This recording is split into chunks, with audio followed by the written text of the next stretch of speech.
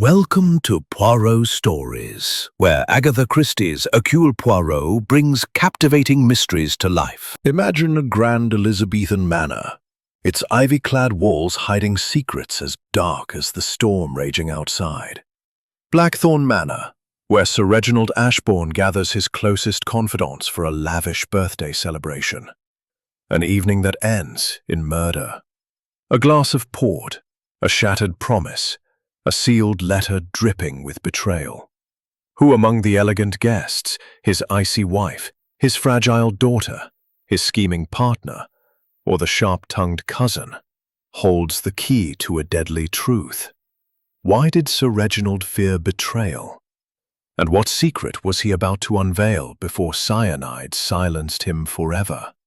Enter Hercule Poirot, the meticulous Belgian detective, whose little grey cells unravel a web of lies, motives, and hidden passions. In just 30 seconds, step into a world of suspense, where every clue matters, and the shocking truth will keep you guessing until the final reveal. Welcome to Agatha Christie's Hercule Poirot's novel Secrets and Surprising Twists, a classic mystery where no one is what they seem. Chapter 1. The Gathering Storm. The late afternoon sun cast long, golden fingers across the manicured lawns of Blackthorn Manor, a sprawling Elizabethan estate nestled in the heart of the Devon countryside. Its ivy-clad walls and mullioned windows gleamed with an air of timeless dignity. Yet beneath its serene facade, a restless undercurrent stirred among the guests assembled for the weekend. The occasion was the 40th birthday of Sir Reginald Ashbourne, the manor's distinguished owner, a man whose wealth and influence were matched only by his enigmatic reserve. The invitation, embossed with gold leaf and sealed with wax, had promised a celebration of grandeur. But as Captain Arthur Hastings surveyed the gathering, he sensed a disquiet that no amount of champagne could dispel. The drawing room was a vision of opulence. Crystal chandeliers glittered overhead. Victor Crane, Sir Reginald's business partner, a man whose jovial demeanor seemed at odds with the calculating glint in his eyes. His wife, Mrs. Beatrice Crane, clung to his arm, her laughter brittle, and her gaze flitting toward Lady Evelyn with unsettling frequency. Finally, there was Miss Diana Worthing, a distant cousin of Sir Reginald's, whose sharp wit and sharper tongue had already set the room on edge. Hastings, standing near the French windows, adjusted his tie and scanned the room once more. He had been invited at the behest of Sir Reginald, an old acquaintance from his days in London society. Though the precise reason for his presence remained unclear. A weekend of celebration, the invitation had read, but Hastings suspected there was more to it. Sir Reginald was not a man given to idle festivity. As he pondered this, a familiar figure entered the room, and Hastings's heart lifted. Hercule Poirot, the diminutive Belgian detective, stepped into the drawing room with the precision of a metronome, his patent leather shoes gleaming, his mustache waxed to perfection. His green eyes, bright and unyielding, swept the room, taking in every detail with the quiet intensity of a painter studying a canvas. He wore a tailored suit of impeccable cut, and his small, neat hands clasped a silver-tipped cane, which he tapped lightly against the floor as he approached Hastings. "Mon ami," Poirot said, his voice soft but carrying the weight of authority. "You look as though you have seen a ghost, or perhaps it is merely the weight of this gathering that troubles you." Hastings chuckled, though the sound was strained. "You're late, Poirot. I was beginning to think you'd declined the invitation." "Decline? No, Hastings. When Sir Reginald Ashbourne requests the presence of Hercule Poirot, it is not for the pleasure of my company alone. There is always a reason, n'est-ce pas? And I suspect it is a reason most grave." Tomorrow, I intend to make an announcement that will alter the course of many lives. I ask you to be patient until then." A murmur rippled through the guests, but before anyone could press for details, a sharp cry pierced the air. All heads turned to Clara, who had risen from her chair, her face pale as alabaster. "Father, please," she whispered, her voice trembling. "Don't do this." "Sit down, Clara," Lady Evelyn said sharply, her eyes flashing. Clara obeyed, her hands shaking as she clutched her napkin. The moment passed, but the air grew heavier, the clink of cutlery and the murmur of conversation now strained. Poirot, seated beside Hastings, leaned closer and whispered, "Observe, mon ami. The storm is brewing, and it will break before the night is through." Dinner proceeded, but the unease lingered. Miss Worthing's barbed remarks drew nervous laughter, while Mr. Crane's attempts at joviality fell flat. Dr. Hargrove excused himself briefly, citing a need to check his medical bag, and returned looking paler than before. Lady Evelyn's smile never wavered, but her eyes were cold as she watched her husband. As the dessert plates were cleared, Sir Reginald rose again, his expression unreadable. "I suggest we retire to the library for coffee," he said. "There are matters we must discuss." The guests followed, their footsteps echoing in the cavernous hall. The library was a grand room, its walls lined with leather-bound volumes, and its air thick with the scent of old paper and wood polish. A fire crackled in the hearth, casting an unsteady glow over the assembled company. Sir Reginald stood by the fireplace, a glass of port in hand, his face half in shadow. "My friends," he began, "I have brought you here because—" His words were cut short by a sudden, violent cough. His glass slipped from his hand, shattering on the hearth. He clutched his throat, his face contorting in agony, and before anyone could move, he collapsed, his body crumpling to leaves this house. The storm had broken, and Blackthorn Manor was now a prison of secrets. Chapter 2. The Shadow of Death. The library at Blackthorn Manor, moments ago a haven of warmth and refinement, now seemed to close in upon its occupants, the flickering firelight casting grotesque shadows on the oak-panelled walls. Sir Reginald Ashburn lay motionless on the Persian rug, his once commanding presence reduced to a lifeless heap, his face frozen in a rictus of pain. The shattered remnants of his port-glass glittered like cruel stars around him, and the air was thick with the acrid tang of spilled wine and fear. The guests stood frozen, their faces a gallery of shock, grief and suspicion, as Dr. Lionel Hargrove knelt beside the body, his trembling hands confirming what all already knew. "He is gone," Dr. Hargrove repeated, his voice barely above a whisper, as though speaking louder might stir the dead. "There is no pulse." Lady Evelyn Ashburn, her composure a brittle mask, stepped forward, her silk gown rustling like dry leaves. "What do you mean, Lionel? How could this happen?" Her tone was sharp, but her eyes betrayed a flicker of something deeper, fear, perhaps, or something more guarded. Clara Ashburn, still clutching her napkin from dinner, sank into a chair, her sobs muffled but piercing. "Father, no, it can't be." Her words dissolved into a choked whimper, and Miss Diana Worthing, standing nearby, placed a hesitant hand on her shoulder, her usual sharpness softened by the moment's gravity.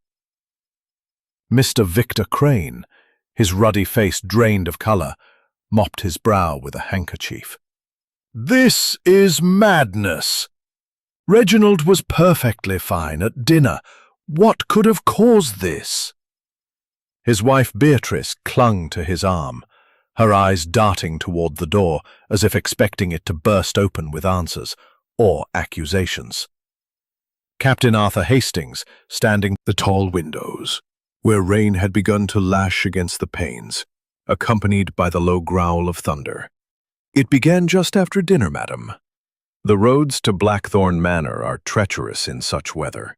"Then we are trapped here," Mrs. Crane murmured, her voice trembling. "Trapped with a murderer." The word hung in the air, heavy and undeniable. Eyes darted from face to face, each guest weighing the others, searching for guilt in a glance or a gesture.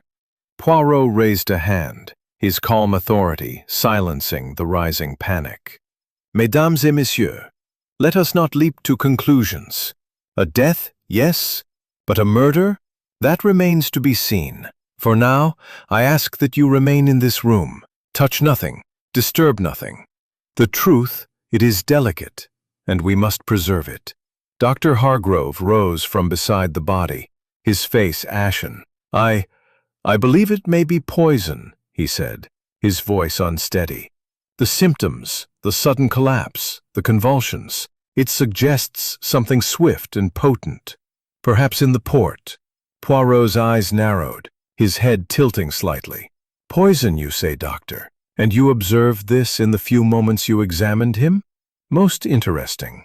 His tone was polite, but Hastings recognized the faint edge of scrutiny beneath it.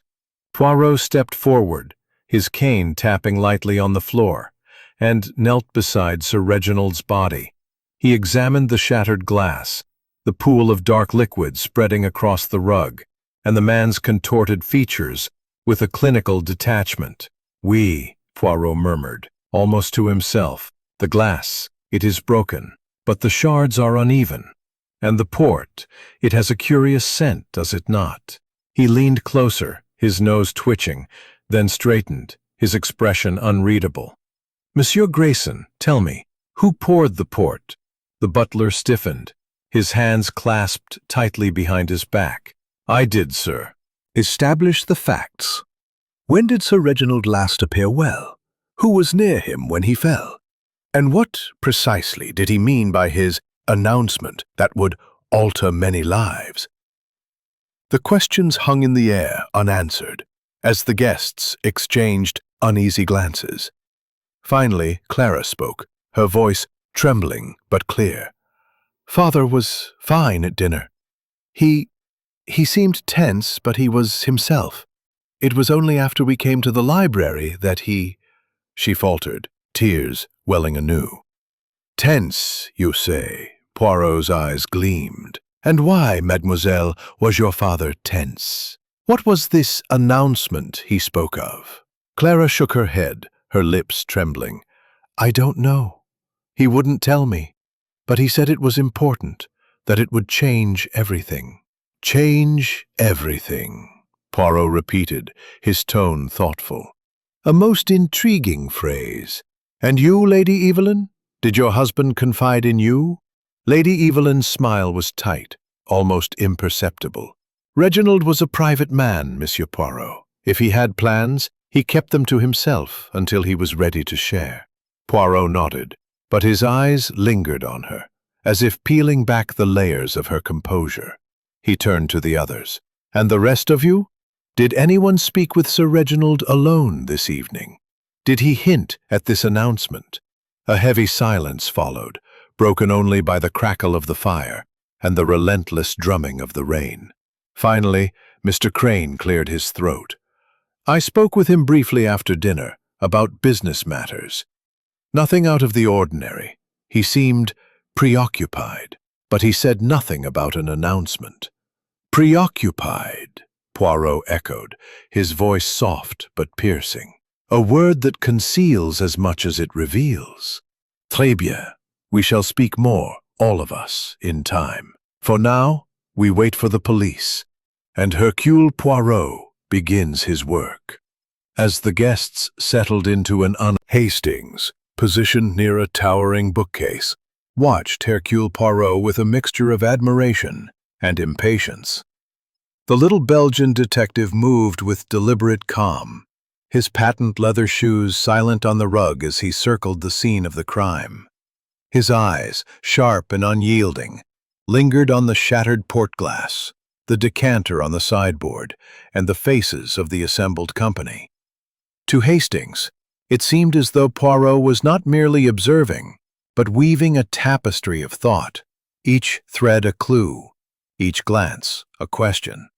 "Monsieur Grayson," Poirot said at last, addressing the butler, who stood rigidly by the door. You have summoned the police, oui?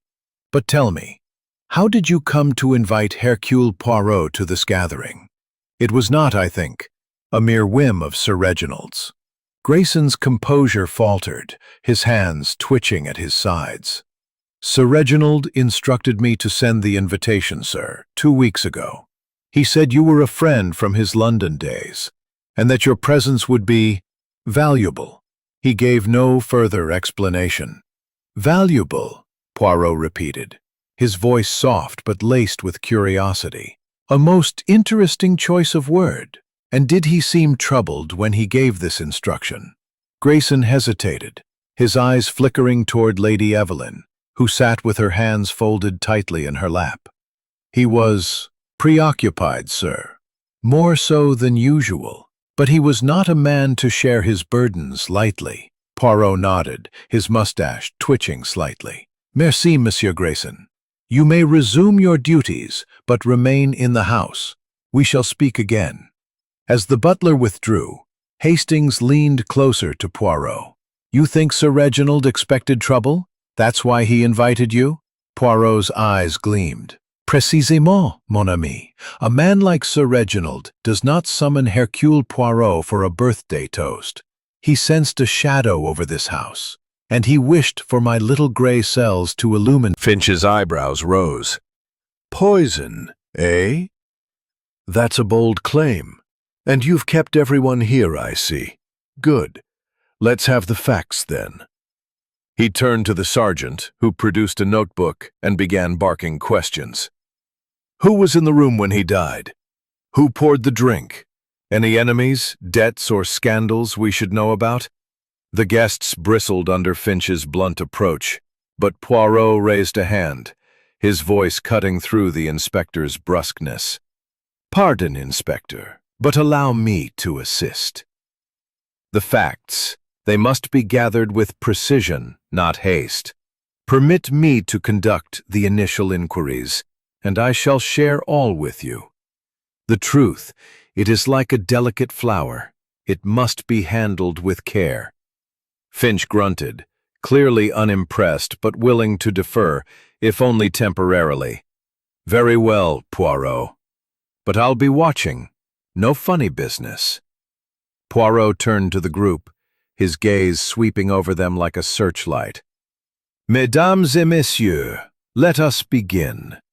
I wish to know your movements this evening, from the moment you arrived in the library until Sir Reginald's collapse.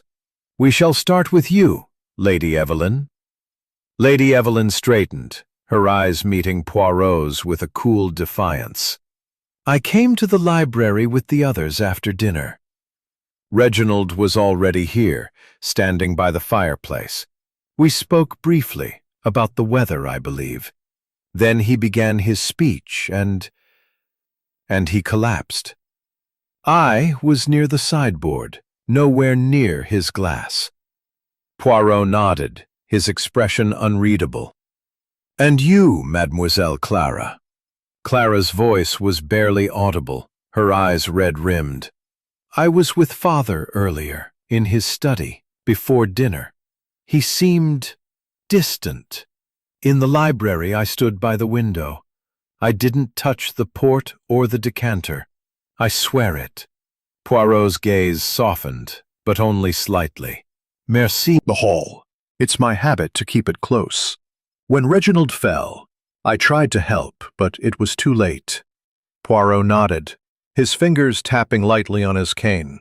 Merci. And now, a question for all. Did anyone see Sir Reginald drink from his glass before his speech?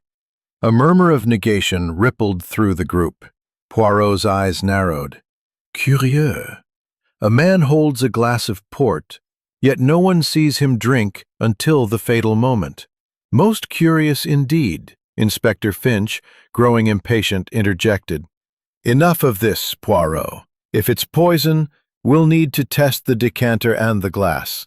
Sergeant, bag them up. Poirot raised a hand. One moment, Inspector. The decanter, oui, but the glass, its shards are scattered. We must also examine the sideboard, the rug, and perhaps the contents of Dr. Hargrove's medical bag. Hargrove stiffened. My bag? That's absurd. Is it? Poirot's voice was soft, but it carried a weight that silenced the room. We shall see. For now, Inspector, I suggest we secure the scene and allow the guests to retire to their rooms, under guard, of course. The truth, it will not escape Hercule Poirot. As the sergeant moved to collect evidence, Hastings caught Poirot's eye. You suspect something already, don't you? Poirot's smile was enigmatic. I suspect everything, mon ami. The little gray cells, they are awake, and they whisper of secrets hidden in plain sight. This night, Hastings, is but the beginning. Outside, the storm raged on, but within Blackthorn Manor, Poirot's quiet scrutiny was the true tempest, stirring the shadows of guilt and fear. Chapter 4. The First Interrogations. The storm continued its relentless assault on Blackthorn Manor, the wind rattling the windows like a restless spirit seeking entry. Inside the library, the atmosphere was no less turbulent, though the chaos had given their words, but to what they do not say. Hastings nodded, though he felt a pang of unease. You think one of them is lying already, don't you? Poirot's eyes gleamed. Lying, Hastings? Oh, they are all lying in their way. The question is, which lie conceals the murder? The first to be summoned was Lady Evelyn Ashbourne. She entered the study with the grace of a queen, her silk gown whispering against the floor, but her eyes were wary, like those of a deer sensing a predator. She took the chair opposite Poirot, her posture rigid, her hands folded tightly in her lap. Lady Evelyn, Poirot began, his tone courteous but probing. You say you were near the sideboard when your husband collapsed, yet you did not touch his glass. Tell me, what did you observe in the moments before his death? Lady Evelyn's lips pressed into a thin line. I told you, Monsieur Poirot, it was all so sudden. Reginald was speaking, and then he fell. I saw nothing unusual. The room was full of people, all talking, moving about. Poirot tilted his head, his mustache twitching. And yet, madame, you were closest to the sideboard where the decanter stood. Did you see anyone approach it after Monsieur Grayson poured the port? Her eyes flickered, but her voice remained steady. No, I was not watching the sideboard. I was listening to my husband. Bien, Poirot said, making a note. And this announcement your husband spoke of, this matter that would alter many lives. You claim he shared nothing of it with you. Lady Evelyn's gaze hardened. As I said, Reginald was a private man. He often made decisions without consulting me. If he had plans, he kept them to himself. Poirot nodded, his expression unreadable. Merci, Lady Evelyn. You may return to the drawing room. As she rose and left, Hastings whispered, She's hiding something, Poirot. Did you see how her hands tightened when you mentioned the announcement? Oui, Hastings, Poirot replied. Serious. Almost afraid. Afraid? Poirot's eyes narrowed. Of what, mademoiselle? Clara shook her head. He didn't say, but he kept looking at the door as if he expected someone to interrupt us. Poirot made a note, his expression thoughtful. Merci, mademoiselle. You have been most helpful. As Clara left, Hastings murmured, Papers, Poirot. Could they be the key to this announcement? Perhaps, Poirot said, tapping his pencil against the desk. But we must not assume. Let us hear from Monsieur Crane. Victor Crane entered, his jovial demeanor replaced by a nervous energy. He sat heavily, mopping his brow with his handkerchief. This is a terrible business, Poirot. Reginald was my partner for 20 years. I can't believe he's gone. Poirot's gaze was steady. You spoke with Sir Reginald after dinner, oui? About business matters, you said? What was the nature of these matters? Crane shifted uncomfortably. Just routine things, our shipping company, some investments, nothing out of the ordinary. And yet, Poirot said, his voice soft but piercing, You described him as preoccupied. Why? Crane hesitated, his eyes darting to the side. Well, he was always a serious chap, wasn't he? I suppose he was thinking about his announcement. He didn't mention it to me, though. Poirot's fingers tapped lightly on the desk. And your glass of port, Monsieur Crane. You drank from the same decanter, yet you are unharmed. Did you notice anything unusual about the taste? Crane shook his head vigorously. No, nothing. It was fine, same as always. Merci, Poirot said, dismissing him. As Crane left, Poirot turned to Hastings. He is too eager to appear innocent, no? The man who protests too much, he often has much to hide. Mrs. Beatrice Crane was next, her demeanor brittle, her eyes avoiding Poirot's. I don't know. Stood by the door, watching. Tell me, what did you see? Diana leaned back, her smile fading. I saw a room full of people pretending to be happy. Reginald was tense, Evelyn was cold, Clara was a wreck. The Cranes were play-acting their usual cheer, and Hargrove looked like he'd seen a ghost. Nothing specific, just a feeling. A feeling, Poirot echoed. And the port glass, did you see anyone near it? No, she said firmly, but I wasn't watching it closely. I was more interested in the people. Poirot nodded, dismissing her. As the door closed, he turned to Hastings. Each tells a truth, and each hides a lie. The sideboard, the glass, the papers in the study. These are the threads we must follow. But for now, mon ami, we return to the drawing room. The night is long, and the truth is patient. Outside, the storm roared, but Poirot's calm resolve was a beacon in the gathering darkness. Chapter 5. The Red Herrings. The drawing room of Blackthorn Manor, once a stage for polite conversation and clinking glasses, had become a crucible of suspicion. The guests, now under the watchful eye of Inspector Finch's constable, sat in strained silence, their earlier civility eroded by the weight of Sir Reginald Ashbourne's death. The storm outside showed no signs of abating, its thunder rolling like an ominous drumbeat, mirroring the tension within. Hercule Poirot, having concluded his initial interrogations, stood near the fireplace, his small figure commanding the room with an authority that belied his stature. Captain Arthur Hastings, seated nearby, watched as Poirot's sharp eyes scanned the group, his mind clearly at work. Inspector Finch, pacing near the French windows, broke the silence with a gruff cough. Right, Poirot. You've had your chats. My men have secured the evidence. Raised a hand, his voice calm, but cutting through the rising tension. Pardon, Inspector, but let us not be hasty. The accusations, they are like the red herrings, no? They distract from the truth. Monsieur Grayson poured the port, oui? But many hands could have touched the decanter before it reached the sideboard. And you, Doctor, your knowledge of poison is valuable, not incriminating, unless, of course, you have more to tell.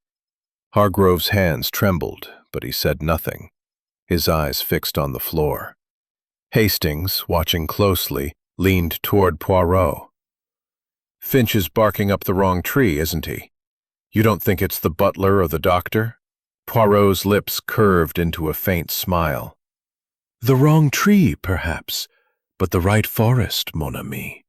The decanter is a convenient culprit, but it is too obvious, too crude. The truth, it lies in the subtleties, the glance, the gesture, the moment unnoticed. Finch, undeterred, turned to the group. All right then, let's hear it. Who saw anything near that sideboard? Speak up, or I'll have you all searched. A murmur of protest rippled through the room, but it was Miss Diana Worthing who spoke first, her voice sharp and defiant. Really, Inspector, You think we're all carrying vials of poison in our pockets. I was near the door, as I told Monsieur Poirot. I saw nothing near the sideboard except Lady Evelyn, who was fussing with her gloves. Lady Evelyn's head snapped up, her eyes flashing. Fussing with my gloves? I was adjusting them, Diana, as any lady might. I was nowhere near the decanter. Perhaps, Diana said, her tone laced with skepticism, but you were closer than the rest of us. The accusation hung in the air, and Hastings noted the sudden flush in Lady Evelyn's cheeks. Before she could respond, Mr. Victor Crane interjected, his voice loud and unsteady. Now see here, let's not— Husband. I don't know. He never named them. But he was always so guarded, so secretive. Secretive, Poirot echoed, making a note in his small notebook. A word that follows Sir Reginald like a shadow. Tell me, madame, did you notice your husband's conversation with Sir Reginald after dinner? Was there any sign of discord? Beatrice's hands twisted in her lap. No, they were just talking business. Victor said it was nothing unusual. Victor Crane nodded vigorously. That's right. Just business. Nothing to do with this tragedy. Poirot's smile was polite but piercing. Of course. And yet, the business of Sir Reginald seems to have many layers, no? We shall peel them back, one by one. Inspector Finch, growing impatient, clapped his hands. Enough theorizing, Poirot. I'm taking Grayson and Hargrove in for questioning at the station. They had the means. Let's see if they had the motive. Poirot's voice was firm. Inspector, I urge caution. To remove them now risks scattering the truth. The poison, it was not administered by chance. It was an act of precision, planned with care. Let us keep all here where the little gray cells can observe. Finch hesitated, then grunted. Fine, but I'm posting men at every door. No one leaves until we've got answers. As the constable herded the guests back to their seats, Poirot turned to Hastings, his voice low. The inspector. He sees the obvious, the butler, the doctor, the decanter. But the truth, mon ami, it is not so obliging. Observe the reactions, Lady Evelyn's defensiveness, Madame Crane's fear, Mademoiselle Worthing's sharpness. Each is a clue, each a piece of the puzzle. Hastings frowned. But the poison, Poirot, if it was in the decanter, how did only Sir Reginald's glass kill him? Everyone else drank from it. Their voices barely audible. Dr. Hargrove fidgeted with his cufflinks, his gaze darting nervously, and Miss Diana Worthing leaned against a bookcase, her sharp eyes missing nothing. Inspector Finch, pacing near the door, muttered to his sergeant about the need for swift action, while Hercule Poirot, seated at a small writing desk, studied his notes with an air of quiet concentration. Captain Arthur Hastings, standing by Poirot's side, felt the weight of the evening pressing upon him. The accusations flung at Grayson and Hargrove had stirred the group, but Poirot's calm insistence on keeping everyone in the house suggested he saw beyond the obvious. Poirot, Hastings whispered, Finch is convinced it's the butler or the doctor. Are you sure you're not letting them off too easily? Poirot's eyes gleamed, his mustache twitching slightly. Mon ami, the inspector, he chases the shadows, not the substance. The poison in the decanter, it is too convenient, too expected. The murderer, he wishes us to look there, while the true clue lies elsewhere. Observe, Hastings, and you shall see. Poirot rose, his movements deliberate, and approached the sideboard where the decanter had stood before the police secured it. The surface was polished to a mirror-like sheen, but Poirot's attention was drawn to a small, almost imperceptible detail. A faint smudge, barely visible in the lamplight, near the edge of the sideboard. He leaned closer, his magnifying glass in hand, and examined it with the precision of a jeweler inspecting a gem. Qu'est-ce que c'est? He murmured, his voice barely audible. A mark, oui, but not of dirt. It is wax, candle wax perhaps, or something more deliberate. He straightened, his eyes narrowing as he scanned the room. "Monsieur Grayson," he called, beckoning the butler forward. "This sideboard, it is cleaned daily, no?" Grayson nodded, his posture stiff. "Yes, sir. I oversee the staff myself. It was polished this morning." And yet, the wax is here. A small detail, but to Hercule Poirot, no detail is too small. Hastings, intrigued, leaned closer. "Wax, Poirot? Could it be from a seal, like on a bottle or a letter?" Poirot's smile was faint, but approving. "Bien pensé, Hastings. A seal, perhaps. Or something more personal. We shall see." He turned to Inspector Finch, who had been watching with growing impatience. "Inspector, I suggest your men examine this sideboard closely. The wax, it may hold a fingerprint or a clue to its origin." Finch grunted, but signaled his sergeant to take note. "Fine, Poirot, but I'm not chasing wax smudges all night. We need motives, not mysteries." Poirot ignored the jab, his attention shifting to the guests. "Let us consider another detail," he said, his voice commanding. "Sir Reginald's glass. It was shattered, oui, but the shards were uneven, some larger than others. This suggests not a mere accident, but a force, a deliberate act. Did anyone see the glass fall from his hand?" Clara Ashbourne spoke up, her voice trembling.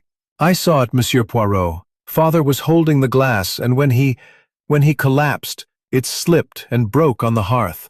It was so sudden." Poirot nodded, his eyes softening. "Merci, mademoiselle. And you, Dr. Hargrove, you were closest when he fell.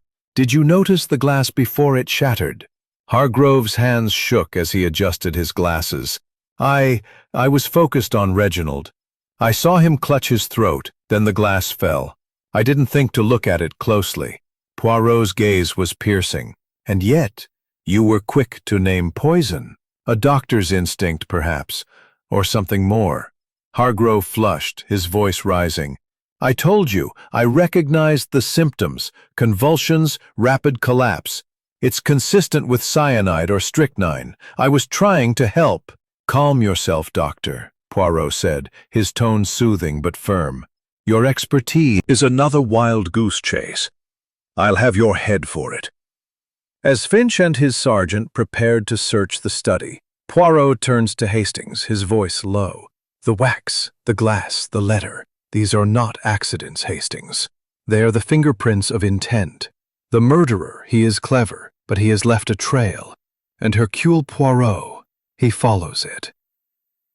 The group remained in the drawing room, their eyes following Poirot as he moved toward the door, his cane tapping softly. Hastings, trailing behind, felt a shiver of anticipation. The clue of the wax, small though it was, had shifted the investigation, like a single note altering the melody of a symphony. Outside, the storm raged on, but within Blackthorn Manor, Poirot's relentless pursuit of the truth was beginning to cast light into the shadows. Chapter 7. More Lies Surface. The storm's relentless assault on Blackthorn Manor seemed to mirror the growing unease within its walls, the wind howling like a chorus of restless spirits. In the drawing room, the guests sat in a tense tableau, their faces illuminated by the flickering lamplight, each glance laden with suspicion. Hercule Poirot, having returned from a brief inspection of Sir Reginald Ashbourne's study with Inspector Finch, stood near the fireplace, his small figure radiating quiet authority. Captain Arthur Hastings, positioned by a velvet-curtained window, watched as Poirot's sharp eyes scanned the group, his mind clearly piecing together the fragments of the evening's tragedy. Inspector Finch, his patience wearing thin, clutched a small bundle of papers retrieved from Sir Reginald's desk. "We found these in the study, Poirot," he said, his voice gruff. "A will, some contracts, and a sealed letter, just as Miss Clara mentioned. But they're locked in a safe now, pending a proper review. What I want to know is who had reason to want Sir Reginald dead. Someone in this room knows more than they're letting on." Poirot raised a hand, his voice calm but commanding. pace of Sir Reginald's enemies. Did your husband share any concerns about their business dealings? A partner betrayed, perhaps, or a deal gone sour? Mrs. Beatrice Crane stiffened, her lips parting in a sharp intake of breath. I told you, Monsieur Poirot, I don't know any names. Reginald was always talking about rivals, competitors who envied his success. Victor mentioned it sometimes, but it was just talk. Just talk, Poirot repeated, his voice soft but piercing. And yet, madame, your eyes, they linger on Lady Evelyn. Why is this? Beatrice's face flushed, and she glanced away, her hands twisting in her lap. I don't know what you mean. I was just nervous, that's all. Lady Evelyn, who had been sitting in icy silence, leaned forward, her voice sharp. If you have something to say, Beatrice, say it. I have no patience for insinuations. The room tensed, and Hastings felt a prickle of anticipation. Poirot, however, remained unruffled, his gaze shifting to Lady Evelyn. Madame, your composure, it is admirable, but it conceals much. Tell me, did you know of the letter in your husband's study? The one Mademoiselle Clara saw, sealed with wax. Lady Evelyn's eyes flickered, but her voice was steady. I knew Reginald was working on something important. He often handled correspondence in private. I didn't pry. Poirot nodded, making a note in his small notebook. And yet, the wax on the sideboard, it matches the description of a seal. A coincidence, perhaps, or something more deliberate. Mademoiselle Clara, you saw this letter. Did it bear a red seal, perhaps, like the wax we found? Clara, her face pale and drawn, nodded slowly. Yes, I think so. It was red, I'm sure of it. But I didn't see it clearly. Father put it away when I entered. Poirot's eyes gleamed. Merci, mademoiselle. A small detail, but it grows in significance. Flustered. And Beatrice was hovering near the study door earlier, though she'll deny it. Beatrice gasped, her voice rising. That's a lie! I was nowhere near the study. I was with Victor the whole time. Victor Crane placed a hand on his wife's arm, his voice tense. Calm down, Beatrice. She's just trying to stir trouble. We were together, like I said. Poirot's gaze shifted between them, his expression unreadable. The study, the sideboard, the letter, the wax, these threads, they weave a pattern. But there is more. Mademoiselle Clara, you said your father was afraid. Did he mention a specific person? A name, perhaps? Clara shook her head, tears welling in her eyes. No, he didn't. But he said something about betrayal. He said, I've trusted the wrong people. I thought he meant business, but now I don't know. Betrayal, Poirot murmured, his pencil pausing. A word that carries much weight. Inspector Finch, have you examined the letter from the study? Does it bear a red seal? Finch, who had been listening with growing impatience, nodded. It does, Poirot. Red wax, just like you said. But it's locked away, and we'll need a warrant to open it legally. Could be nothing, just a business letter. Or everything, Poirot said softly. A letter sealed in wax, a smudge of wax on the sideboard, a man who speaks of betrayal and dies moments later. These are not coincidences, Inspector. Finch grunted, but before he could respond, a sharp cry came from Clara. Stop it! All of you, stop it! My father is dead, and you're all accusing each other like vultures. Why can't you just find who did this? Poirot's expression softened, but his voice was firm. Mademoiselle, I understand your pain, but the truth, it is not found by wishing. It is found by peeling away the lies. And the lies, they are many in this room. Of fear, guilt, and suspicion. Captain Arthur Hastings, standing near a tall window where rain lashed against the panes, felt the tension coiling tighter, as if the room itself were holding its breath. Poirot, seated at the writing desk, his notebook open before him, surveyed the group with his unyielding green eyes. The wax smudge on the sideboard, the sealed letter in Sir Reginald's study, and the whispers of betrayal had woven a complex web, and Poirot's methodical mind was untangling it, thread by thread. Yet, as Hastings observed, the detective's calm exterior masked a growing intensity, a sense that the truth was drawing near. Inspector Finch, his patience fraying, broke the silence with a gruff cough. "Poirot, you've got us chasing wax and letters, but I need something solid. Someone in this room poisoned Sir Reginald, and I'm not waiting all night for your little gray cells to sort it out. Let's have it. Who's your suspect?" Poirot's lips curved into a faint smile, but his voice was firm. "Inspector, the truth. It is not a fish to be caught with a net.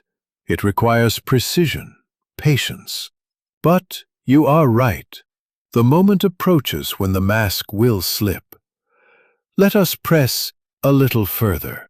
He turned to the group, his gaze settling on Clara Ashbourne, whose tear-streaked face was pale as moonlight. "Mademoiselle Clara," he said gently, "you spoke of your father's fear of betrayal. You said he trusted the wrong people. Tell me, did he ever speak of his family, his wife, perhaps, or others close to him, in such terms?" Clara's hands trembled, her handkerchief twisted into a knot. He didn't name anyone, Monsieur Poirot. But he was so distant lately, so guarded. I thought it was business, but now—" Her voice broke, and she buried her face in her hands, a sob escaping. "About us!"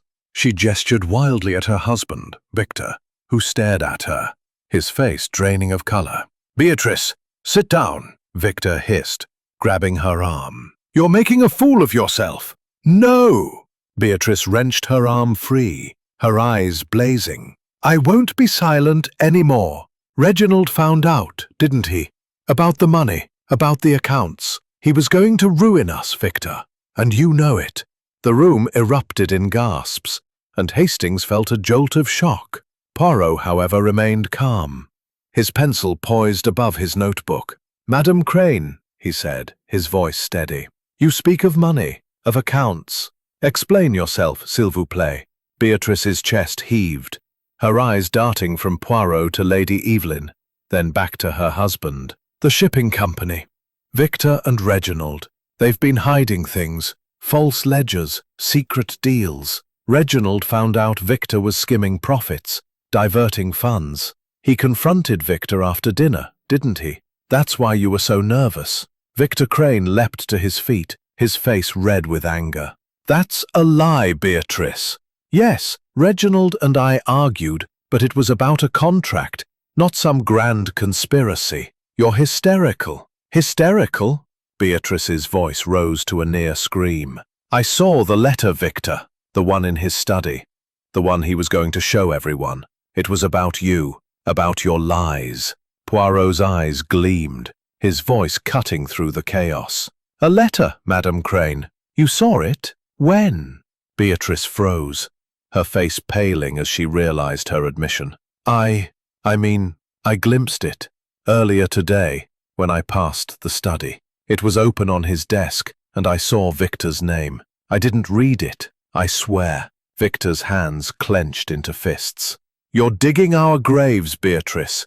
Stop talking." Poirot raised a hand, silencing them. "Enough, Monsieur Crane. Madam, you have revealed much. Perhaps I'm a physician, not a businessman. I knew nothing of their accounts. My only concern was Reginald's health." Poirot nodded, but his eyes lingered on Hargrove, as if sensing a crack in his facade. "We shall see, Doctor. The truth, it has a way of emerging, like a flower through stone." Inspector Finch, who had been listening intently, slammed a hand on the table. "That's enough. Crane, you're coming with me. If there's truth to this skimming business, you had a motive to silence Sir Reginald. And you, Mrs. Crane, you're not off the hook either." Poirot's voice was calm but firm. "Inspector, I urge restraint." Madame Crane's outburst. "It is a crack in the dam, oui. But the flood is not yet complete. Let us keep all here, where the little grey cells can observe." Finch hesitated, then nodded grudgingly. "Fine, Poirot. But I'm watching Crane closely." As the guests settled back into their uneasy vigil, Hastings leaned toward Poirot. "Beatrice's confession. It's a bombshell, Poirot. Do you think Victor poisoned Sir Reginald to keep his secrets buried?" Poirot's smile was enigmatic. "Perhaps, mon ami. But the letter, the wax, the betrayal, they point to more than one heart in this room. The truth, it is close, but it requires one final push." Outside, the storm roared, but within Blackthorn Manor, Beatrice Crane's outburst had shattered the fragile calm, and Poirot's relentless pursuit of the truth was drawing ever closer to its mark. Chapter 9. The Trap. The storm outside Blackthorn Manor raged with unrelenting fury, its howling winds and crashing thunder a fitting backdrop to the mounting tension within. The drawing room, once a sanctuary of elegance, now felt like a stage set for a grim drama, its occupants trapped in a web of suspicion and fear. The guests, still under the watchful eye of Inspector Finch's constable, sat in strained silence, their earlier outburst, sparked by Mrs. Beatrice Crane's revelation, having left a raw edge to their interactions.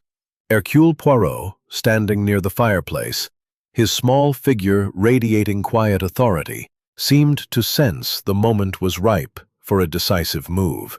Captain Arthur Hastings, positioned by a heavy velvet curtain, watched as Poirot's sharp eyes scanned the group, his mind clearly orchestrating the next step in his pursuit of the truth.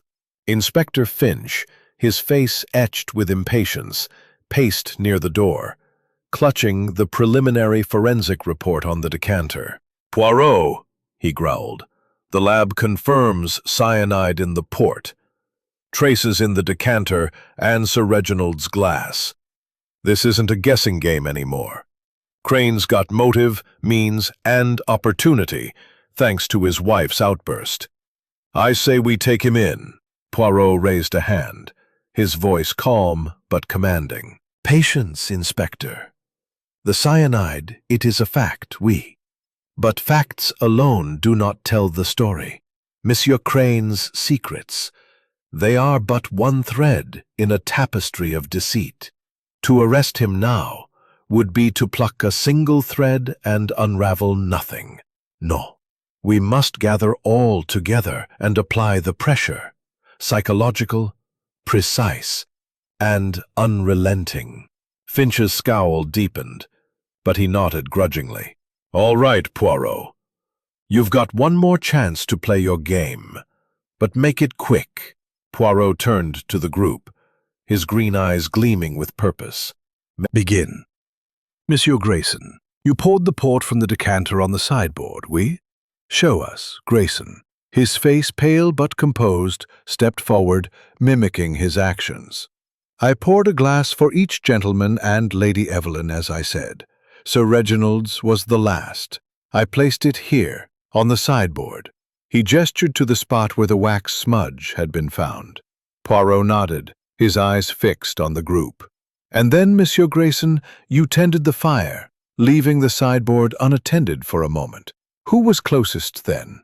Lady Evelyn, you were near, no?" Lady Evelyn's eyes flashed. "I was adjusting my gloves, as I told you. I didn't touch the decanter or the glass."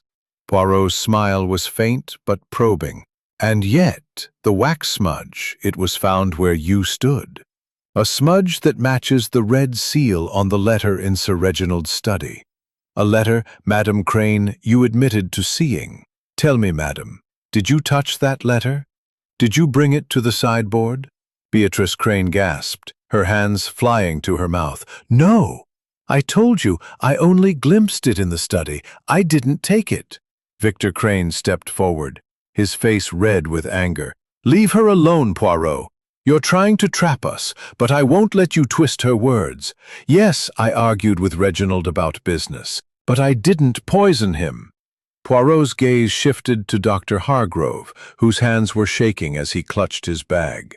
"And you, Doctor, you were in the hall before joining the library, fetching your bag. Did you pass the sideboard? Did you see the letter, perhaps, or handle the decanter?" Hargrove's voice was hoarse. "I've told you, I didn't go near the sideboard. My bag has nothing but medical supplies. Check it if you must." Poirot nodded, his eyes never leaving Hargrove's. "We shall, Doctor. But let us consider another detail. The glass, it was shattered, but one shard was larger, found someone in this room. The cyanide, it was not in the decanter alone, for others drank and lived. It was in his glass, placed there by a hand both cunning and desperate." The room was silent, every eye on Poirot. He paced slowly, his cane tapping the floor. "I propose a theory. The letter in the study, it named a betrayer, someone who stood to lose everything. That person, they acted swiftly, using the chaos of the evening to poison Sir Reginald's glass. The wax, it fell from their hand, perhaps from a seal they carried, or a tool they used. And the glass, it was shattered to hide the residue of their crime." Lady Evelyn's voice was sharp. "This is absurd, Poirot. You're weaving stories, not facts. If you have proof, show it." Poirot's smile was enigmatic. "The proof, madame, is in your reactions. The fear, the anger, the silence, they speak louder than words. And now, I ask you all, who among you knew the contents of that letter? Who feared its revelation?" The question hung in the air, unanswered, as the guests exchanged wary glances. Beatrice Crane's hands shook. Victor's face was taut with rage. Hargrove's eyes darted nervously, and Clara's sobs broke the silence. Diana Worthing's smile faded, and even Lady Evelyn's composure seemed to waver. Hastings leaned toward Poirot, his voice low. "You're baiting them, aren't you? Trying to make someone slip?" Poirot's eyes twinkled. "The trap, mon ami, is set. The murderer, they feel the walls closing in, and soon they will make a mistake." Outside, the storm roared, but within Blackthorn Manor, Poirot's calculated pressure was tightening the noose, and the truth was inching closer to the light. The reveal. The drawing room of Blackthorn Manor was a crucible of tension, the storm outside a mere whisper compared to the tempest brewing within, the guests, their nerves and resonant. We have reached the moment of truth. Sir Reginald Ashburn was murdered, poisoned by cyanide in his glass of port, a crime both cunning and deliberate. The decanter, it contained traces of poison, but it was a distraction, a red herring to mislead. The true act was precise. The cyanide was placed in Sir Reginald's glass alone, by a hand that knew its target. And now, Hercule Poirot will reveal that hand.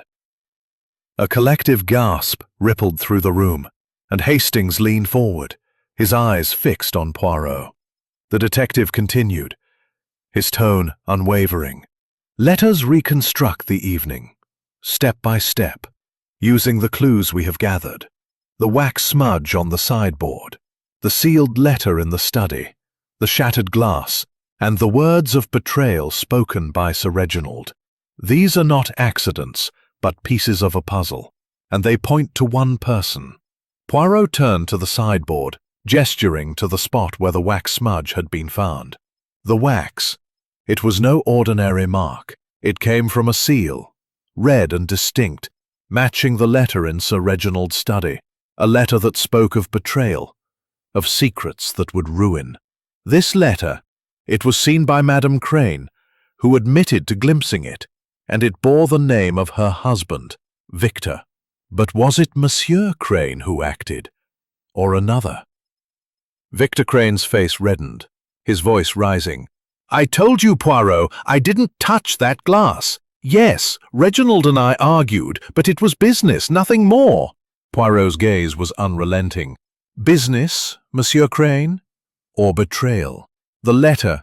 It detailed your embezzlement from the shipping company. Funds siphoned away, hidden in false ledgers. Sir Reginald discovered this, and his announcement was to expose you, to ruin you. You had motive, but did you have the means? Beatrice Crane clutched her husband's arm, her voice trembling. Victor didn't do it. He found where you stood. Did you handle the letter, perhaps, or bring its seal to the sideboard? Lady Evelyn's eyes flashed with defiance. This is nonsense, Poirot. I was nowhere near the decanter or the glass. You have no proof. Poirot's smile was enigmatic. Proof, madame? It is in the contradictions, the silences. But let us consider Mademoiselle Clara, who saw her father's fear, his talk of betrayal, and Mademoiselle Worthing, who observed all with her sharp eyes. Yet it is not to them we turn, but to the one who has hidden in plain sight. Poirot paused, his gaze settling on Miss Diana Worthing, whose wry smile froze. Mademoiselle Worthing, he said, his voice like a blade. You stood by the door, watching, always watching. You saw the letter in the study, did you not? You knew its contents, for you were Sir Reginald's confidant, his distant cousin, trusted with his secrets. And what did that letter reveal? Not only Monsieur Crane's embezzlement, but your own indiscretion. A secret affair with Sir Reginald, one that Lady Evelyn suspected, one that would ruin your reputation if exposed. The room erupted in gasps, and Diana's face drained of color. That's absurd, she snapped, her voice sharp but unsteady. Reginald and I were cousins, nothing more. Poirot's eyes gleamed. No, mademoiselle. The letter, it spoke of your closeness, of meetings in secret, of promises made and broken. Sir Reginald planned to end it, to confess to Lady Evelyn, to restore his family. You could not allow this. You took the cyanide, perhaps from a source known to you, a chemist, a discreet supplier, and you placed it in his glass when all were distracted, using the wax from the letter's seal to mark your presence, perhaps unintentionally. Is necessary. Mademoiselle Worthing, your heart betrayed you, and your hand followed. As the constable led Diana away, Hastings leaned toward Poirot, his voice low. You knew it was her all along, didn't you? The wax, the letter, it all pointed to her. Poirot's eyes were grave. The little grey cells, mon ami, they see what the heart conceals.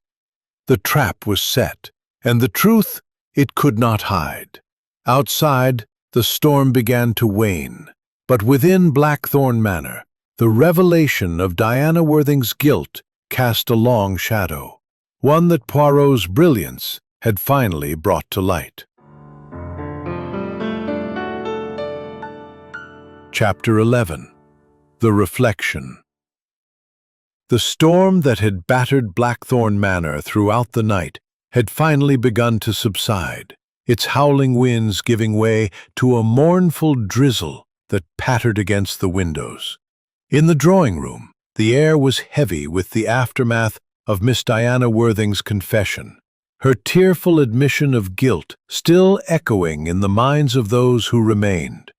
The constable had escorted her to a waiting police car, her sharp wit and defiant poise reduced to a broken shadow as she was led away. The remaining guests, Lady Evelyn, Clara, Mr. and Mrs. Crane, and Dr. Hargrove, sat in stunned silence, their faces a mix of relief, sorrow, and lingering unease. Inspector Finch, his task now clear, was overseeing the final collection of evidence, his gruff demeanor softened by the resolution of the case. Hercule Poirot stood by the fireplace, his small figure framed by the dying embers, his green eyes thoughtful as he surveyed the room. Captain Arthur Hastings, seated nearby, watched his friend with a mixture of admiration and melancholy. The case had been solved, the murderer unmasked, but the cost of the truth weighed heavily on the manor's occupants. Poirot, as was his custom, seemed to sense the need for a final reflection. She saw only ruin. The letter. It was his intention to reveal all, not only Monsieur Crane's financial misdeeds, but his own indiscretion. For Diana, this was a betrayal she could not bear. The cyanide, it was her desperate act to silence him. Clara, her face streaked with tears, looked up, her voice trembling. "But, Father, he didn't deserve this. He was trying to do the right thing, wasn't he? To make things right." Poirot nodded, his expression grave. "Oui, mademoiselle. Your father, he was a man of secrets, but also of conscience. He wished to protect his family, to right the wrongs he had discovered. But secrets, they have a way of breeding tragedy. The letter, sealed with red wax, was his attempt to set things in order, a will, perhaps, or a confession. It was this that drove Mademoiselle Worthing to act." Mr. Victor Crane, his face still flushed from his earlier confrontation, cleared his throat. "And my part in this, Poirot, you mentioned the ledgers, my mistakes. Will that come out now?" Poirot's gaze was steady. "Monsieur Crane, your embezzlement, it was a motive, oui, but not the act. The police, they will investigate further, but the murder, it rests with Mademoiselle Worthing. Your secrets, they are yours to face, but they did not kill Sir Reginald." Mrs. Beatrice Crane, her hands clasped tightly, whispered, "I should never have spoken about the letter. I pushed her to this, didn't I?" Poirot shook his head. "Non, madame. The truth, it would have emerged, with or without your words. The little grey cells, they see what is hidden, and the guilty, they cannot escape their own conscience." Dr. Hargrove, who had been silent, spoke up, his voice unsteady. "I thought you suspected me, Poirot. My bag, my knowledge of poison. Why did you press me so?" Poirot's smile was faint but kind. "Doctor." "The letter. It all pointed to her." Poirot's eyes twinkled, but there was a sadness in them. "Not from the start, Hastings, but the clues, they whispered her name. The wax, it was her mistake. The letter, it was her fear. And the glass, shattered by her hand, was her attempt to hide. But the truth, it is like the sun. It cannot be hidden forever." Poirot turned to the group one final time. "Mesdames et messieurs, I take my leave. Blackthorn Manor, it will heal, but it will bear the scars of this night. Trust, it is fragile, but it can be rebuilt. Adieu." With a slight bow, Poirot walked towards the door, his cane tapping softly. Hastings followed, casting a final glance at the guests, their faces a mix of relief and sorrow. Outside, the rain had slowed to a gentle patter, and the first light of dawn was breaking through the clouds. The storm had passed, but the echoes of its revelations lingered, a testament to Poirot's unyielding pursuit of the truth. Chapter 12. The Aftermath. The dawn broke over Blackthorn Manor with a tentative light, the clouds parting to reveal a sky bruised but clearing after the night's ferocious storm. The manor, its ancient walls steeped in the tragedy of Sir Reginald Ashburn's murder, stood silent, as if mourning the secrets it had harboured. In the drawing-room, the remaining guests, Lady Evelyn, Clara, Mr. and Mrs. Crane, and Dr. Hargrove, sat in a fragile quiet, their faces etched with the weight of Diana Worthing's confession and departure in police custody. The air, though lighter with the resolution of the crime, carried a lingering heaviness, a reminder of the wounds left unhealed. Hercule Poirot, his task complete, stood near the French windows, his small figure framed by the pale morning light filtering through the glass. His patent leather shoes gleamed. His moustache was impeccably groomed, but his green eyes held a somber depth, reflecting the gravity of the night's London, then. Poirot's lips curved into a faint smile. Soon, Inspector. But first, I must ensure that all is understood, that the shadows of doubt are dispelled. As Finch and his sergeant exited to coordinate with their team, Poirot turned to the group, his presence commanding despite his small stature. Mesdames et messieurs, he said, his voice gentle but firm. The crime is solved, the guilty named. But I sense there are questions, wounds that need tending. If you permit, I will clarify, so that you may begin to heal. Clara Ashbourne, her eyes red but steady, spoke first, her voice soft. Monsieur Poirot, you said father wanted to confess, to make things right. But why didn't he tell me? Why did he keep it all secret? Even from us? Poirot's expression softened. Mademoiselle Clara, your father, he was a man of pride, but also of love.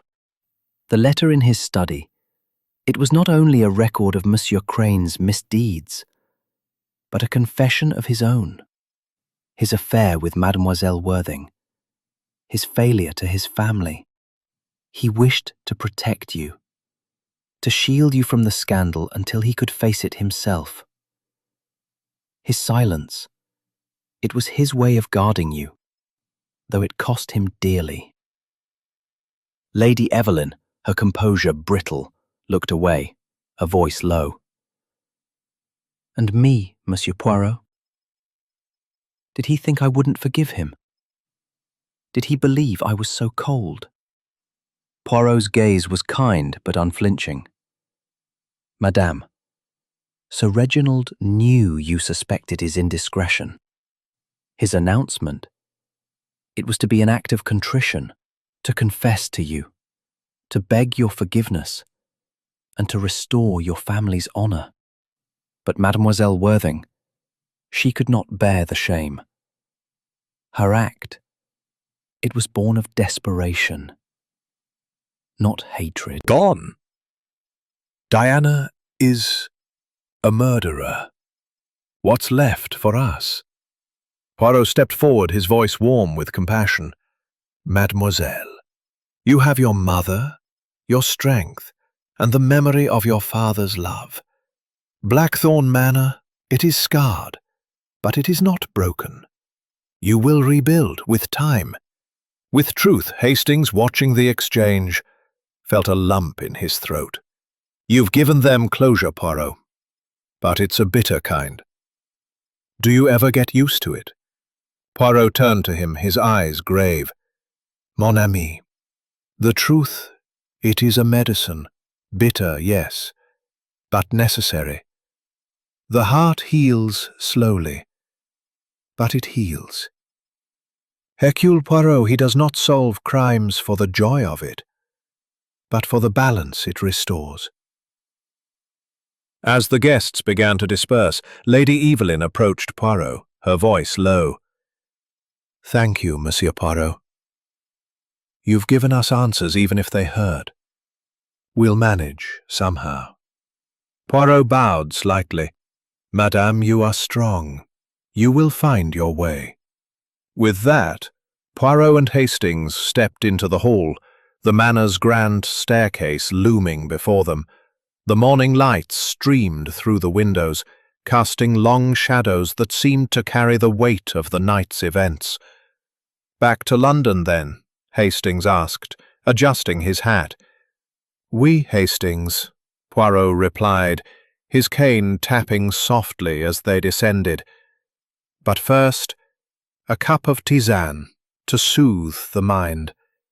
The little grey cells, they have worked hard this night. As they stepped outside, the drizzle had ceased, and a faint rainbow arched over the Devon hills. Blackthorn Manor stood behind them, its secrets laid bare, its future uncertain, but no longer shadowed by lies. Poirot's work was done, and the world, for a moment, was set right.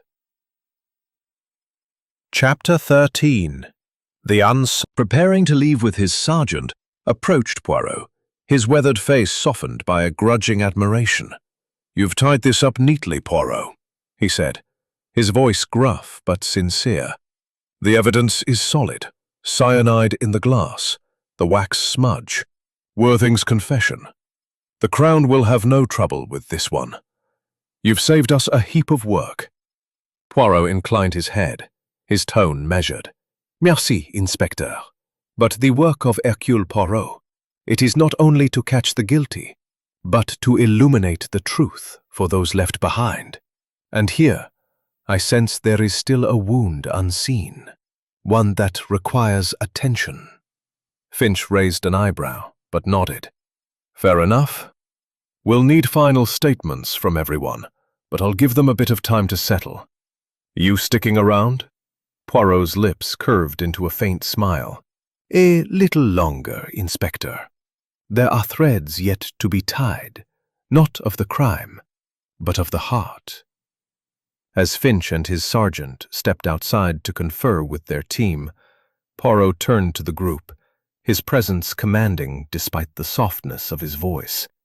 "Mesdames et messieurs," he said, "the murder of Sir Reginald Ashburn has been solved, the guilty named. But I see in your eyes a question, a doubt that lingers. Let us speak plainly. For the healing, it begins with understanding." Clara Ashburn, her face pale but resolute, was the first to speak, her voice barely above a whisper. "Monsieur Poirot, you said father wanted to confess, to make amends. But why did he keep it from us until the end? Did he not trust us, mother and me?" Poirot's gaze was gentle, his voice warm with compassion. "Mademoiselle Clara, your father's silence, it was not a lack of trust, but a shield. He knew the pain his confession would bring, to you, to Lady Evelyn. His affair with Mademoiselle Worthing, his discovery of Monsieur Crane's slightly, but his voice was steady. Monsieur Crane, your actions, they were selfish, oui, but they did not pour the cyanide. You must face the consequences of your deceit, perhaps with the law, certainly with your conscience. But the murder, it was Mademoiselle Worthing's choice, born of her own fear. Mrs. Beatrice Crane, her eyes red from crying, clutched her husband's hand. I pushed her, Monsieur Poirot. My words about the letter, they made her panic. I'll never forgive myself for that. Poirot's expression softened. Madame, your words were a spark, but the fire was already set. Mademoiselle Worthing's actions, they were her own. You must not carry her guilt, only your own truth. Dr. Hargrove, his hands no longer trembling, looked up, his voice steady but subdued. I thought you'd blame me, Poirot. My bag, my knowledge of poison, it all looked so damning. Thank you for seeing the truth. Poirot's smile was faint but reassuring. Doctor, your fear was of exposure, not of murder. Your role was to heal. And you tried, even if in vain. The little grey cells, they distinguished the guilty from the afraid. Clara rose, her voice breaking but resolute. Monsieur Poirot, what do we do now? Father's gone. Our family is broken. How do we go on? Poirot stepped forward, his voice a beacon of calm. Mademoiselle, the wound, it is deep, but it is not fatal. You have your mother, your courage, and the memory of your father's love. Blackthorn Manor, it will stand, and so will you. Trust. It is rebuilt one step at a time. Hastings, watching from the sidelines, felt a pang of admiration. You've given them hope, Poirot. Even after all this, how do you do it? Poirot turned to him, his eyes grave but warm. Mon ami, The truth. It is a surgeon's knife. It cuts. Blackthorn Manor, casting long golden rays across the Devon countryside, as if to cleanse the estate of the shadows cast by the previous night's tragedy. The manor's ancient walls, weathered yet steadfast, stood as silent sentinels to the unraveling of Sir Reginald Ashbourne's murder and the devastating betrayal of Miss Diana Worthing. Inside, the drawing-room was nearly empty now, with only Lady Evelyn and Clara remaining, their faces drawn but resolute, as they prepared to face the practicalities of their altered lives. Mr. and Mrs. Crane had retreated to their guest room to await further questioning by Inspector Finch, while Dr. Hargrove had slipped away to assist with the formalities of Sir Reginald's death. The air, though lighter with the resolution of the crime, carried a quiet sorrow, like the fading notes of a mournful melody. Hercule Poirot, his work in unmasking the murderer complete, stood in the grand hall of the manor, his small figure framed by the towering oak staircase.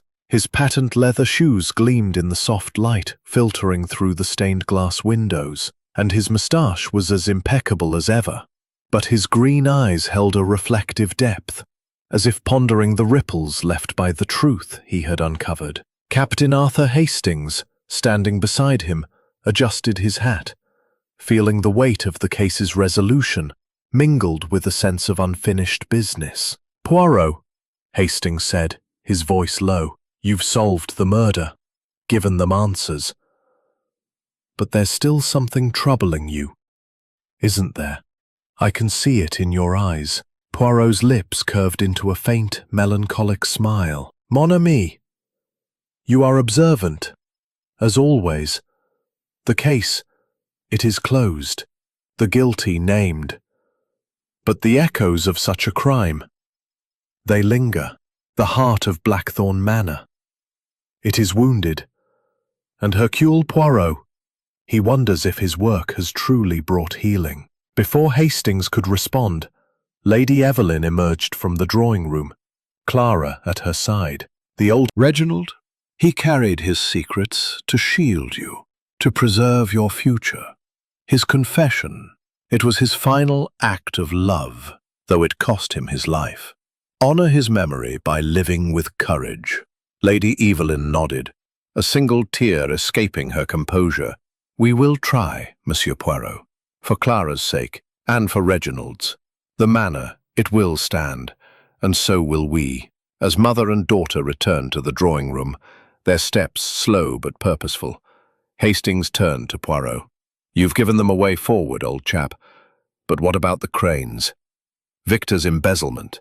It's bound to come out now, isn't it?" Poirot's eyes narrowed slightly. "Monsieur Crane, he must face the consequences of his actions, Hastings. The police, they will investigate the ledgers, and justice will follow its course. But his crime, it was not murder, and for that he may find some redemption, if he seeks it." "And Hargrove?" Hastings pressed. He seemed so shaken, as if he carried his own secrets. Poirot's smile was faint. "The good doctor, he is a man of nerves, not of malice. His fear was of being entangled in a crime he did not commit. He too will heal, though he will carry the memory of this night." The hall grew quiet, the only sound the distant murmur of Finch's team outside, finalizing their reports. Poirot adjusted his coat, his cane tapping softly as he moved toward the door. "Come, Hastings," he said, his voice brisk but tinged with reflection. "The train to London awaits, and Hercule Poirot, he requires his tisane to restore the balance of the mind." Hastings followed, casting a final glance at the manor's grand interior. "You've done it again, Poirot. Solved the unsolvable. Brought light to the darkness. But does it ever weigh on you? The pain you uncover?" Poirot paused at the threshold, his eyes distant. "Mon ami, the truth, it is a double betrayal of Miss Diana Worthing." The air was crisp, the storm's remnants reduced to a gentle breeze that stirred the ivy clinging to the estate's facade. Inside, the grand hall was quiet, the guests having dispersed to face the practicalities of their altered lives, leaving only echoes of the tragedy behind. Hercule Poirot, his work complete, stood at the foot of the manor's sweeping staircase, his small figure a study in precision and poise. His patent leather shoes gleamed, his mustache was impeccably groomed, and his green eyes held a quiet resolve, tempered by the melancholy of a case that had laid bare the frailties of the human heart. Captain Arthur Hastings, adjusting his coat as he prepared to depart, stood beside his friend, feeling the weight of the resolution mingled with a sense of closure. The truth had been uncovered, the guilty named, but the manor's wounds would take time to heal. As they prepared to leave, Lady Evelyn and Clara Ashbourne emerged from the drawing-room, their faces weary but composed. Lady Evelyn's posture was erect, her eyes carrying a newfound strength, while Clara clung to her mother's arm, her expression a mix of grief and quiet determination. They approached Poirot, their steps slow but purposeful, as if drawn to offer a final word before his departure. "Monsieur Poirot," Lady Evelyn said, her voice steady but tinged with emotion, "you have given us the truth, though it came at a great cost. My husband's death, Diana's betrayal, these are wounds we will carry always. But you've given us a path forward, and for that, we are grateful." Poirot bowed slightly, his voice warm with compassion. "Madame, the truth, it is a bitter medicine, but it cleanses. You and Mademoiselle Clara, you have the strength to rebuild, to honor Sir Reginald's memory, not with sorrow, but with love. Blackthorn Manor, it will stand as a testament to your resilience." Clara's eyes glistened, but her voice was steady. "Father wanted to guide Mrs. Beatrice Crane." Her hands clasped tightly, added softly, "I'll stand by him, Monsieur Poirot. I was part of this too, with my silence. We'll face it together." Poirot nodded, his expression kind. "Madame, your loyalty, it is a strength. Use it to build, not to hide." Dr. Hargrove, lingering at the edge of the hall, approached hesitantly, his medical bag in hand. "Monsieur Poirot, I thought I'd be ruined by this case, but you saw the truth. I'll stay on, help Lady Evelyn and Clara however I can. It's the least I owe them." Poirot's smile was reassuring. "Doctor, your role was to heal, and you will continue to do so. The fear, it is behind you now." With a final nod to the group, Poirot turned to Hastings, his cane tapping softly on the polished floor. "Come, mon ami," he said, his voice brisk but tinged with reflection. "The train to London awaits, and Hercule Poirot, he longs for the simplicity of his apartment and a cup of tisane." Hastings followed, casting a final glance at the manor's grand interior, its chandeliers catching the morning light like stars. "You've done it again, Poirot," he said, his voice low. "You've brought order to chaos. But it's never easy, is it? Seeing the pain you uncover." Poirot paused at the door, his eyes distant. "No, Hastings, it is not easy. The truth, it is a flame. It illuminates, but it can burn. Yet, without it, there is only darkness. Hercule Poirot, he carries this burden, for it is his duty to bring light." As they stepped outside, the air was fresh, the scent of wet grass mingling with the promise of a new day. A police car stood nearby, its engine idling as Finch's team prepared to depart. The manor loomed behind them, its silhouette both majestic and mournful, a monument to the secrets it had held and the truths it had revealed.